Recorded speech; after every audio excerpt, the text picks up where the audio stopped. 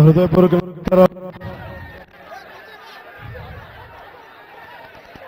ఈ రోజున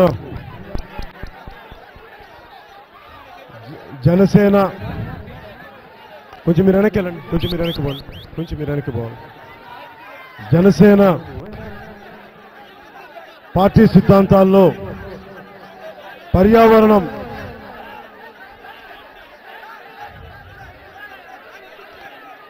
జనసేన సిద్ధాంతాల్లో అలా కాదు, వాళ్ళు మీరు పక్కకి వెళ్తే వాళ్ళు తీస్తారు, సమస్య బయటికి వెళ్తుంది. మీరు కొంచెం వెనక్కి వెళ్ళండి, మీరు కూడా కొద్దిగా వెనక్కి వెళ్ళండి. అయ్యా మీరు ఇట్టండి, మీరు ఇచ్చండి,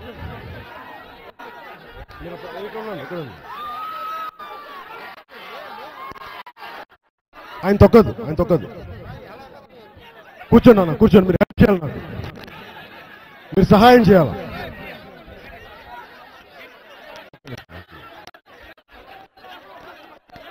మీరు సహాయం చేయాలి, మీరు కూర్చొని సహాయం చేయాలి నాకు, ప్లీజ్ ప్లీజ్ ప్లీజ్. మీ అరుపులు మీరందరూ బాగుంటేనే కదా మన సమస్యను పరిష్కరిస్తాం. ప్లీజ్ అయ్యా నెట్టకండి, ప్లీజ్ నెట్టకండి దయచేసి.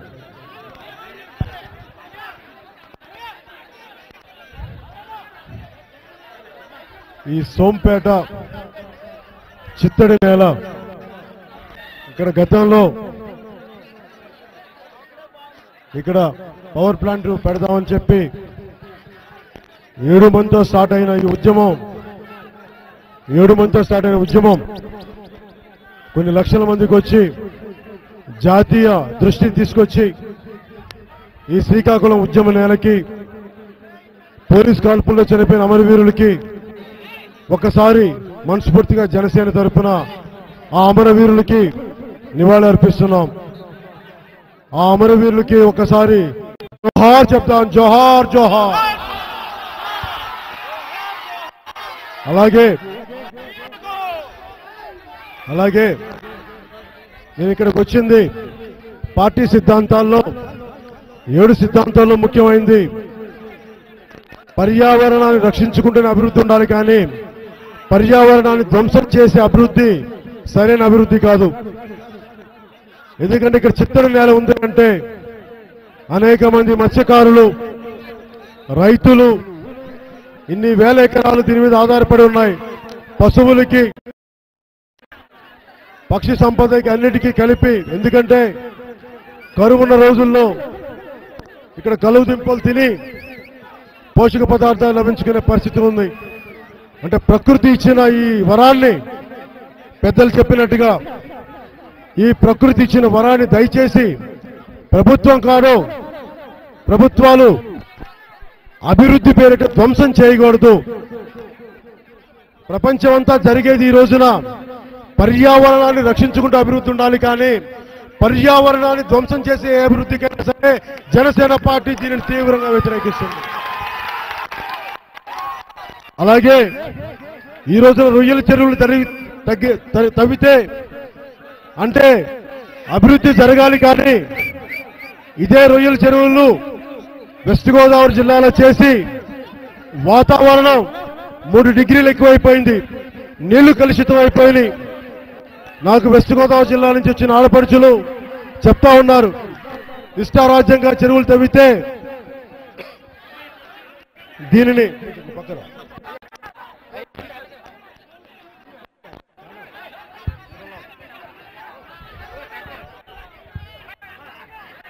ఇష్టారాజ్యంగా ఒక పద్ధతి పాడు లేకుండా పర్మిషన్ ఇస్తే లాభమే.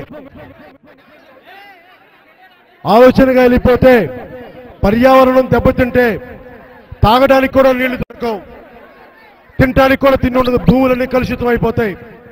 అందుకని ప్రభుత్వాలు సామాన్యులపైన ఈ చట్టాలను చాలా బలంగా ప్రయోగిస్తారు. ఎవరైతే నీతివంతంగా, ఎవరైతే ఈ పర్యావరణాన్ని పరిరక్షించి ముందుకెళ్తున్నారో వాళ్ళ మీద కాల్పులు జరిపేది నాకు చాలా బాధగా ఉన్న విషయం.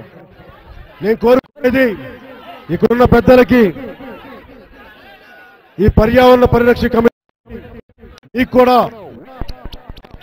నేను ఎక్కువ చెప్పట్లేదు, ఎందుకంటే మీరు చాలా మంది నాయకులు వచ్చి రకరకాలుగా మభ్యపెట్టారు.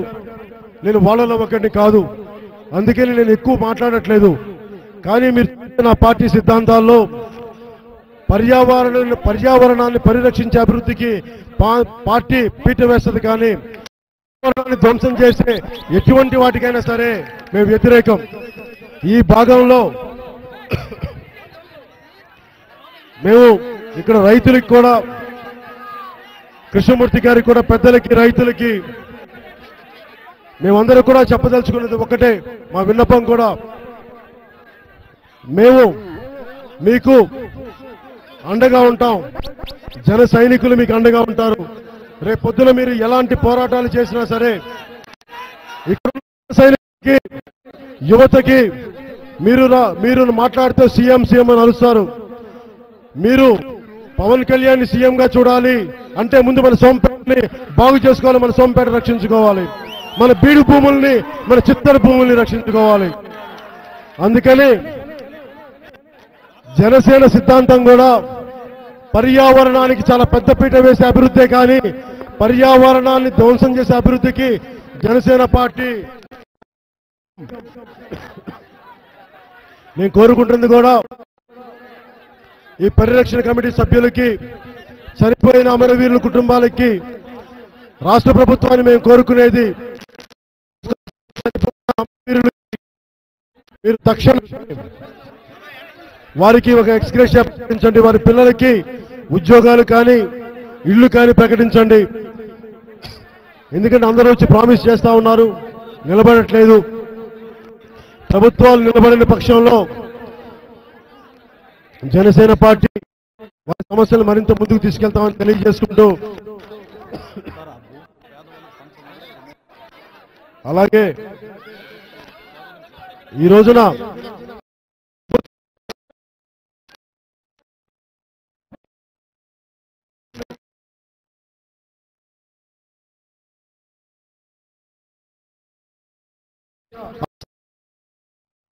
మీరు ముందుకు కోరుకుంటున్నారు. ఎందుకంటే నేను వెంటనే మాట్లాడటానికి నాకు అవగాహన చేసుకొని మాట్లాడాలి. ఎందుకంటే నేను వచ్చి ఆ భూముల్ని పేదలకు పనిచేస్తానంటే నేను అవగాహన లేకుండా మాట్లాడుతున్నాను. అందుకని నాకు ఈ సమస్య మీద అవగాహన ఇవ్వండి. ఈరోజు నివేదిక ఇచ్చారు కాబట్టి సమగ్రమైన నివేదిక, దీనిని చదువుకొని దీన్ని సమగ్రంగా అర్థం చేసుకొని ఆ భూములకి ఎలాంటి ధ్వంసం కాకుండా మేము వాటికి న్యాయం జరిగేలాగా ముందుకు తీసుకెళ్తామని ఆలోచించి మీకు తెలియజేసుకుంటున్నాను.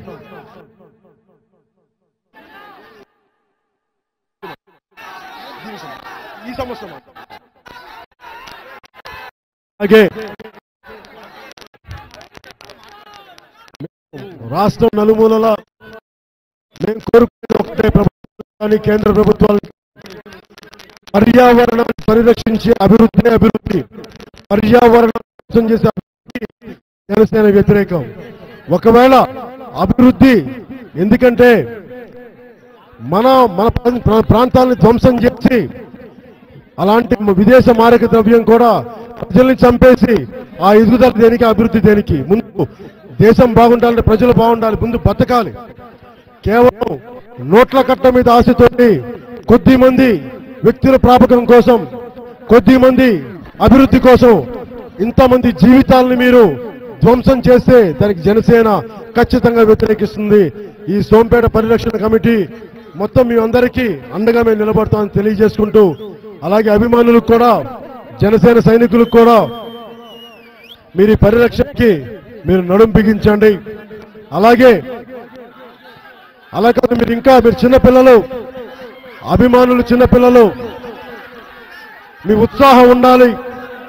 మీ కేకలు మంచివి, కానీ మీ అరుపులు కానీ, మీ ఉత్సాహం కానీ సమస్యలను పరిష్కరించేదిలాగా ఉండాలి, కానీ సమస్యల్ని వినేలా ఉండాలి, కానీ అది డిస్టర్బ్ చేసేలా ఉండకూడదని.